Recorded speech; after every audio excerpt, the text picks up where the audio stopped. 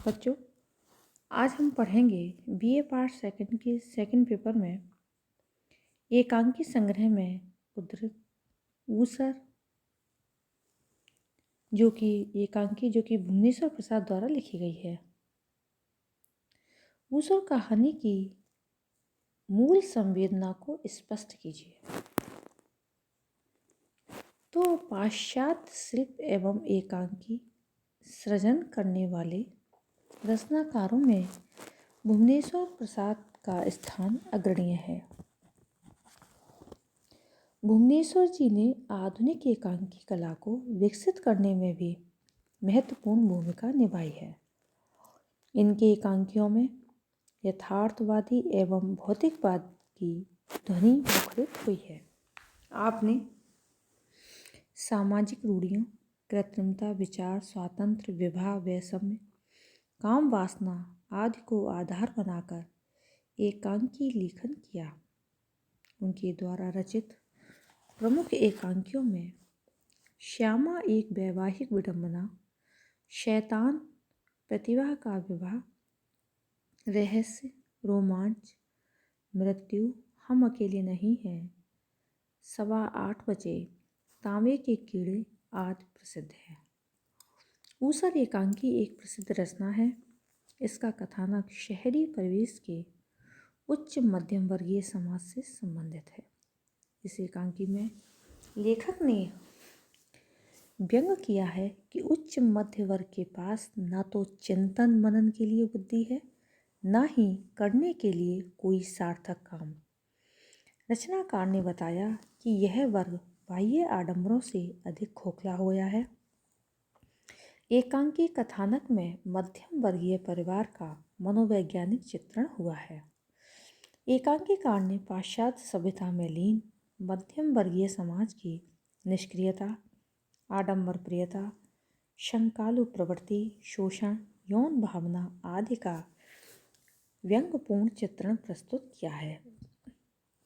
ऊसर कहानी एक ऐसे परिवार की मनोवैज्ञानिक कहानी प्रस्तुत करता है जो पाश्चात्य सभ्यता के रंग में रंगा हुआ है।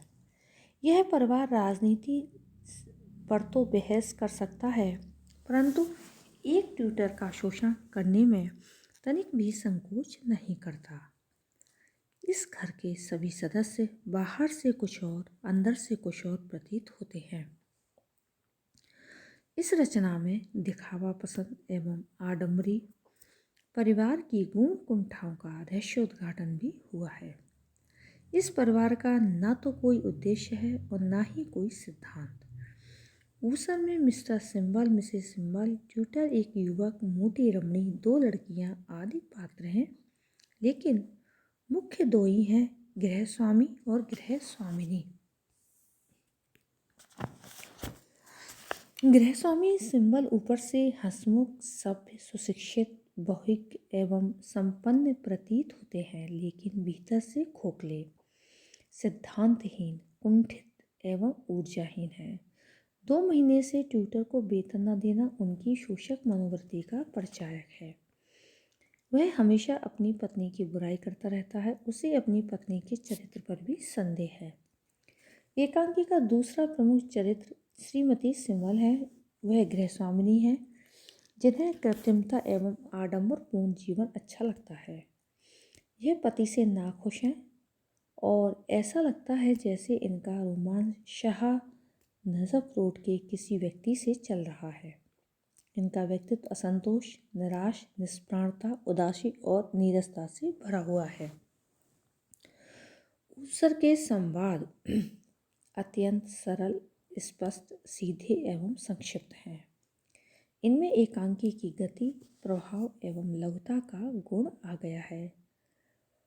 देश काल वातावरण की दृष्टि से ऊसर एकांकी आधुनिक युगीन पाश्चात्य सभ्यता में डूबे मध्यम वर्गीय शहरी परिवार का वातावरण प्रस्तुत करता है। एकांकी में रचनाकार ने आधुनिक परिवेश को प्रस्तुत करते हुए मंच सज्जा में कमरे में गहरी नीली 2 पर्दे लगे हैं, कुशन हैं, कुछ बेंत की कुर्सियां हैं, पायदान पर एक भूरे रंग का कुत्ता सो रहा है। ऊसर एकांकी की भाषा एकदम सरल, सीधी सादी, साधारण एवं सुबोध है। इसमें साधारण बोलचाली हिंदी के साथ उर्दू अंग्रेजी के शब्दों का भी आवश्यक प्रयोग हुआ है। मुहावरे एवं कहावतों के कारण लाक्षणिकता, सजीवता एवं रोचकता आ गई है। अभिनेता की दृष्टि से रचनाकार ने सभी आवश्यक रंग संकेत दिए हैं। ये रंग संकेत कई तरह के हैं, जैसे एकांकी के आरंभ में, पात्रों के कथन से पूर्व, पात्रों के कथन के मध्य, पात्रों के कथन के अंत में। अनेक रंग संकेतों में अभिनेता में पर्याप्त सफलता मिली है।